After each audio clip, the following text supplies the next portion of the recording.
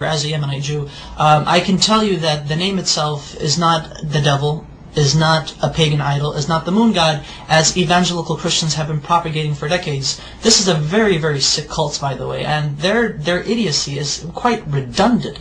I mean, I can't even imagine if people would actually teach themselves these things and flatter themselves with these things, and at the same time claim to support Israel, when in actuality in Israel we say Allah, we say Yallah, we say these terms, these phrases are understandable to our understanding, that they are not in any way, shape or form to what they say, to what evangelical Christians say is basically the devil. No, we understand what the name Allah means, what it signifies. Take the dictionary of the Hebrew language. I take the dictionary and I actually took the name of God, which is, through etymology, is the three letters Aleph, Lamed, Veh. Basically, I wrote it down. I know I don't have the whole thingamajigs on, you get the idea. So basically, Aleph, Lamed, Veh. This in Hebrew means, see, that's the thing. Without the vowels, because the dots, the nikud, the dots, or the vowels right here, these are vowels beneath the letters, indicate how the word itself is to be pronounced. So I'm going to block these right now for a second, but I'm going to show you. This right here, in my understanding, because I'm going to say what it is, this says God. Elah is God in Hebrew.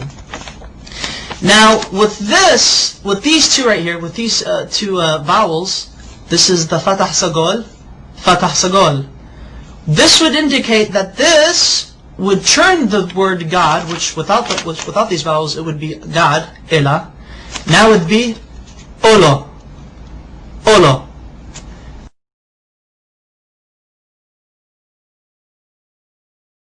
Olo means a curse, an oath, or a covenant.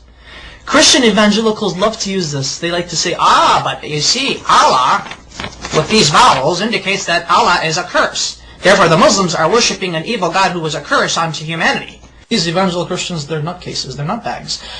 And I took it upon myself further to actually see how they got this idea that Allah, the Arabic name of God, is a curse, and more recently is the devil. I don't know how they do it, but they do it. Allah is not the devil. God forbid. May God even forgive me for saying such horrible things. But here's the Hebrew version of the Arabic name Allah once it is written in Hebrew. The Arabic name Allah has 4 consonants because Hebrew is like Arabic. It's almost similar. Same alphabet, same thing, just different script. This is the Arabic name of God. This is how the script is. This is what it's connected, because Arabic is a cursive language. This is the connected form, but however it is 4 letters. 1, 2, 3, and 4. I'm going to have to baby you guys into this. Now this is the name of God, Allah in Arabic, but broken up. So that way each letter is given its position. This is Aleph, this is Lam, this is Lam, this is Ha. So Allah. Okay. Now this right here, Allah in the Arabic script, this is how it would become rendered in the Hebrew rendition. That way, Allah in Hebrew would be Aleph, Lamed, Lamed, He. Okay. Now, how do we get this? Which this right here is, this basically means cursed. And the only reason why this means is cursed because of these 2 vowels. There are 7 letters in the Hebrew language that look like this, that have these 3 consonants. There are 7 Hebrew words in the Hebrew language that have these 3 consonants, and they're both the same. How do Hebrew-speaking Jewish people or non-Jewish people know? How do they differentiate? How do they know when a curse means a curse and God means God? Because this right here, without the vowels, this literally means God. This right now I'm just God. This says Elah, Elah. Now with the vowels, it means Olo, which means a curse. Look at this right here. I'm actually going to write down the proper Hebrew name of God with the correct pronunciation. This is how we know. This is how we could tell when God is God and when the letter represents, or when the word is God, or when the word means curse. Okay. There we go. Notice the symbol, notice the vowels. This becomes A, and this dot right here, the holom, it becomes Alo. Alo. Olo and Alo. Olo, Alo. Guys see the difference? This right here, though they have the exact same letters, Exact same letters. Everything is rendered the same thing.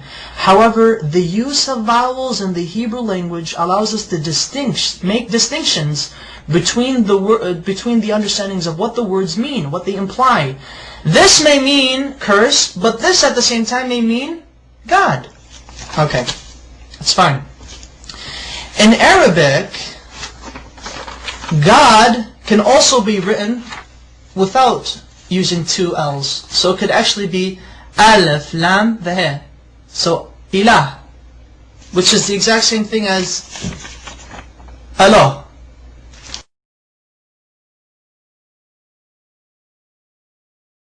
Their understanding of how they approach God is exquisitely the same. We do not share the system of belief with Christians that they and us worship the same God. No, we do not. So help me God. But Christian evangelicals do not worship the God of Israel. They do not worship the Islamic perspective of God. Maimonides, one of our greatest philosophers in Judaism, as well as a religious philosopher of Judaism, has quoted extensively in his beautiful Igeret Teiman, or the Epistle to Yemen, in which he was basically teaching and giving, basically answering many questions brought forward to him. The Jews of Yemen asked, what is your position of Muslims? Are they considered idol worshippers? Are they considered paganists? And Maimonides said, the Muslims, the idolatry has been removed from their hearts. A Muslim does not know idolatry, he does not know paganism, he has no form of whatsoever of any grain left in his heart. Therefore it is permitted unto a Jew, when he enters a land where he cannot find a synagogue, that he is allowed to pray in a Muslim mosque. He's okay, it's fine, it's okay. Hey, I can go to a Muslim mosque and pray if I have to, if I can't find a shul. However, Maimonides says, be careful. If a Jew enters a land where there is no mosque or a synagogue, then he is forbidden to enter a Christian church if there is one. Do not pray in a Christian church. And the reason why is because Christians do not worship the same God we do. They worship a pagan. They are idolaters. They are called Avodah Zarah in Hebrew, which means idol worshippers. So exquisitely said, so wonderfully stated. Oh my goodness! And you know, it's quite interesting that unfortunately there should be more Jews actually stating the facts as it is. That Muslims and Jews and Muslims, we both worship the same God. No matter what these crazy evangelical Christians are saying, they're basically nutbags. Whatever they say, they just try to come up with exceeding lies, redundant lies. The type of lies that only a child in the kindergarten could easily make up, and emphasize that Arab Christians, and this is what's also funny. And thankfully I remember this because this is what I really wanted to say. Get a load of this, Christian evangelics. I should refer to you guys as evangelics. There are actually 20 million Arab Christians in the Middle East today, as well as the United States, as well as around the world. And Arab Christians and their religious services and their Sunday services and Mass or whatever God frickin' services they have, Arab Christians refer in the Arabic Bible, the Arabic translation of the Bible, they say Allah in reference to God. Now I would like to ask these evangelicals, what say ye of these people who claim to believe in your Jesus? What say ye to them? Now are you going to go chase them and say, oh, you're worshiping the devil. The devil is Allah. Just to let you know that classical Arabic is very close to classical Hebrew, biblical Hebrew, as well as classical Aramaic. They all tend to agree, they all agree in unison that Allah, Hashem, Allah are, through etymology, which is the study of the root of words, have come to a unanimous agreement that Allah is the perfect Arabic name of God, that it cannot be made into a male. Through its perfection, it cannot be made into a male gender nor a female gender. Rather, it is a neutral personification, not personification, but rather a neutral attribute to God. Such wonderful history.